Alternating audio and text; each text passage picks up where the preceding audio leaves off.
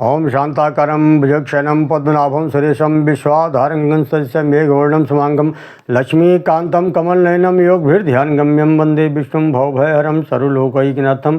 सज्जनों, श्रीमद्भागवत महापुराण के 11वें स्कंद की कथा शुरू हो रही है, जिसमें परमहंस शिरोमणि श्री सुखदेव जी कहते हैं, परीक्षित, भगवान श्री कृष्ण और बलराम जी ने मिलकर बहुत से दैत्यानों को मारकर भूमि का बहुत सा भार उतार दिया था। उन्होंने सोचा कि यदुवंशी मेरे कारण ही उद्दंड हो रहे हैं और अब ये लोग पृथ्वी पर भार रूप हो गए हैं, इन्हें युद्ध में कोई और तो हरा नहीं सकता, इसलिए क्यों न इनको ऋषियों का साप दिलवाकर आपस में ही इन सब का युद्ध कराकर पृथ्वी का शेष भार भी उतार दिया जाए। ऐसा विचार कर भगवान श्री कृष्ण ने उनकी बुद्धि को भ्रमित कर दी। राजा परीक्षित ने पूछा, भगवान श्री कृष्ण का दिव्य स्वरूप तो आपने भक्तों का कल्याण के लिए ही है, पृथ्वी का मंगल करने के लिए है। महाराज उग्रसेन की राजधानी द्वारकापुरी में वसुदेव के घर अब भगवान श्री कृष्ण यदुवंशियों का उद्धार कराने के लिए ही रुके हुए थे। परीक्षित, सुखदेव जी कहते हैं, परीक्षित, एक दिन द्वारकापुरी में विश्वामित्र, असित, कण्व, दुर्वासा, भृगु, अंगिरा, वामदेव, कश्यप, अत्रि, नारद आदि बड़े बड़े ऋषि मुनि पिंडारक क्षेत्र में आकर ठहरे हुए थे। एक दिन कुछ उद्दंड यदुवंशी कुमार सांब को स्त्री बनाकर उन मुनियों के पास जाकर पूछने लगे, ब्राह्मण, इस सुंदरी के गर्भ में से क्या उत्पन्न होगा। उन ऋषियों ने उनके इस दुष्चरित्र से क्रोधित होकर कहा, उद्दंड यदुवंशी कुमारों, इसके गर्भ से एक मूसल उत्पन्न होगा जो यदुवंश का संहार कर देगा। तो ये अत्यंत ही भयभीत होकर महाराज उग्रसेन के पास गए और वहाँ भगवान श्री कृष्ण भी बैठे थे। उन कुमारों ने ऋषियों के साथ जो व्यवहार किया था एवं ऋषियों ने जो शाप दिया था सब कह सुनाया। समय आने पर सांब के गर्भ से एक लोहे का मूसल निकला। उसे यदुवंशी कुमारों ने समुद्र के समीप ले जाकर पत्थरों पर घिस कर उसमें बहा दिया और शेष टुकड़े को भी सागर में ही फेंक दिया। इस विषय में भगवान श्री कृष्ण से कोई परामर्श नहीं किया गया। उस लोहे के टुकड़े को एक मछली निकल गई समुद्र से, वह एक बहेलिया ले गया। उस बहेलिया ने उसे पकाने के लिए संहारा, तब उसके गर्भ से वह लोहे का टुकड़ा निकला। उसे नुकीला देखकर उसने अपने एक बाण में लगा लिया। यदुवंशियों ने मूसल को घिसा था, उससे समुद्र के किनारे कांस उत्पन्न हो गई। परीक्षित, जिस व्याध ने उसे अपने बाण में लगाया था उसका नाम जरा था। सुखदेव जी कहते हैं, नमो भगवते वासुदेवाय। सज्जनों, अब वासुदेव के पास नारद जी का जाना और उन्होंने राजा जनक और 9 योगेश्वरों का संवाद सुनाने की कथा प्रचलित है। श्री सुखदेव जी कहते हैं, परीक्षित, एक दिन नारद जी हरि गुण गाते बीणा बजाते वासुदेव के घर आए। वासुदेव ने उनका बड़े ही प्रेम स्वागत सत्कार किया। आसन पर बैठाकर उन्होंने कहा, भक्त शिरोमणि, इस संसार में माता पिता का आगमन और साधु संतों का पदार्पण दीन दुखियों के लिए बड़ा ही मंगल होता है। ब्राह्मण, हम आपके दर्शन पाकर कृतकृत हो गए। आप मुझे ऐसा उपदेश दीजिए कि जिससे इस जन्म मृत्यु रूप भयानक संसार सागर को सहज ही मैं पार कर सकूं। नारद जी ने कहा, यदुवंश शिरोमणि, यह भगवान भागवत धर्म से संबंधित है जो सारे विश्व को पवित्र करने वाला है। वसुदेव जी, यह भागवत धर्म इतना उत्तम है जिसे कान से सुनने, वाणी से उच्चारण करने और चित्त में मनन करने और हृदय में इसे पालन करते रहने से मनुष्य सर्वदा पवित्र हो जाता है। ऋषभ देव के 9 पुत्र का संवाद राजा जनक के साथ हुआ। ऋषभ देव जी को भगवान वासुदेव का अंशावतार मानते हैं।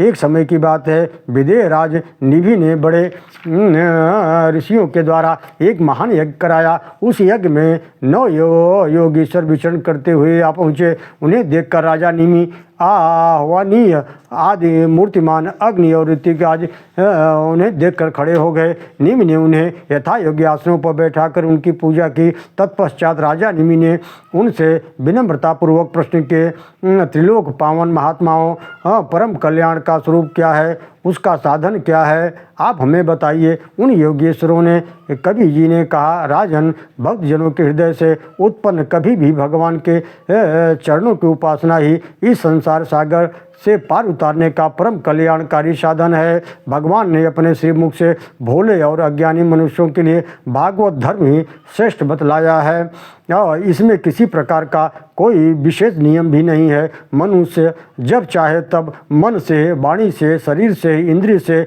बुद्धि से, अहंकार से अथवा प्रेम से अपने जन्म जन्मांतरों के किए हुए कर्मों को भगवान नारायण के चरणों में समर्पित कर दे तो यही सरल उपाय है।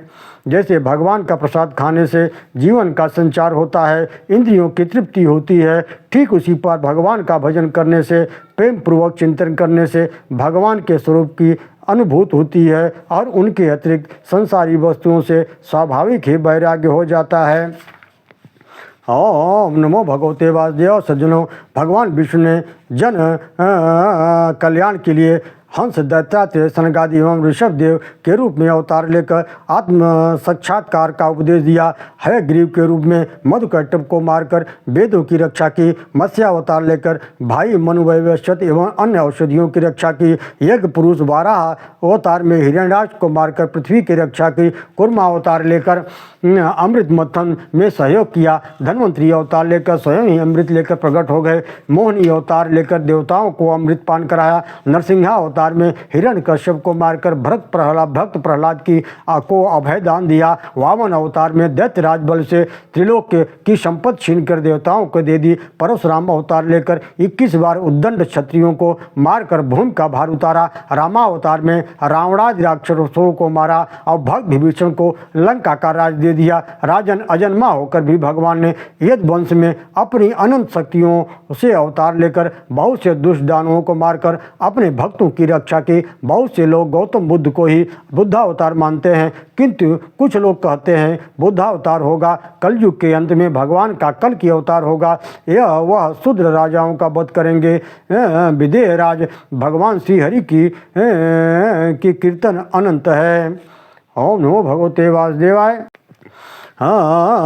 वेदों में इस बात का बार बार दोहराया गया है कि भगवान सर्वत्र व्याप्त हैं और सभी के साक्षी हैं। श्रुतियाँ विधि के रूप में मनुष्यों की उच्छृंखल बुद्धि को स्थिर करती है। जो मनुष्य भगवान श्री कृष्ण से विमुख रहता है वह कितना भी धन संपत्ति इकट्ठा कर ले, अंत में उसे सब कुछ यही छोड़कर जाना पड़ता है। श्रम ही श्रम है, नरकों में जाना पड़ता है। इसलिए इस संसार में आकर संसार रूपी भवसागर को पार होने के लिए मनुष्य को चाहिए कि हर दिन अपने काल को ध्यान में रखते हुए ईश्वर का चिंतन करे। अंत में राजा निमि ने पूछा, योगेश्वरों, आप हमें बतलाइए कि भगवान किस समय और कौन सा रंग आकार स्वीकार करते हैं। राजन, तब निमि ने कहा, राजन, सत्य युग में भगवान के श्री विग्रह का रंग श्वेत था। त्रेता युग में भगवान के शिव विग्रह का रंग लाल था। द्वापर में भगवान शिव के शिव विग्रह का रंग सांवला था और राजन, कलयुग में भगवान के शिव विग्रह का रंग लाल मणिक के समान उज्जवल और चमकीला होगा। इस कलयुग में मनुष्य देह प्राप्त करके ये मानो केवल भगवत नाम संकीर्तन से ही संसार रूपी महासागर को पार कर जाएंगे। श्री सुखदेव जी कहते हैं, परीक्षित, नारद जी से 9 मुनीश्वरों एवं विदेह राजनिमि का संवाद सुनकर परम भाग्यवान वसुदेव जी एवं परम भाग्यवती देवकी जी को अत्यंत ही विस्मित हुए। उनमें जो भी मोह माया शेष थी वह भी उसी क्षण समाप्त हो गई। सज्जनों, देवताओं की भगवान के से स्वधाम सिधारने के लिए प्रार्थना किया जाता है।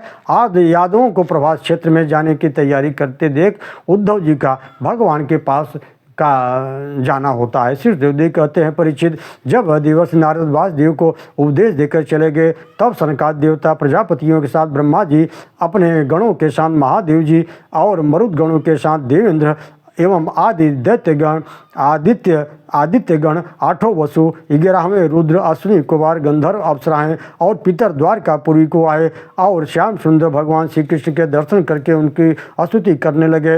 नतास्म ते नाथ पदारविंदम बुद्धिन्द्रिय प्राण मनोबचोभि यच्चिन्त्य में ते हृदय भाव यक्तुर्मुक्ष भी कर्म मया रूप पश्चात त्वया मायाति गुणात्मानि सुरभि व्यक्तम लुप्त सद्गुण से तम भवानजितम कर्म भरजते ये सुख व्यवहिते भीरितो नवद्य। अर्थात हे स्वामी, कर्मों के विकट फंदों से छूटने की इच्छा वाले मुमुक्ष जन भक्ति भाव से अपने हृदय में जिसका चिंतन करते हैं, आप उन्हीं चरण कमलों को हम लोगों के अपने बुद्धि, इंद्रिय, मन, वाणी से साक्षात नमस्कार किया है।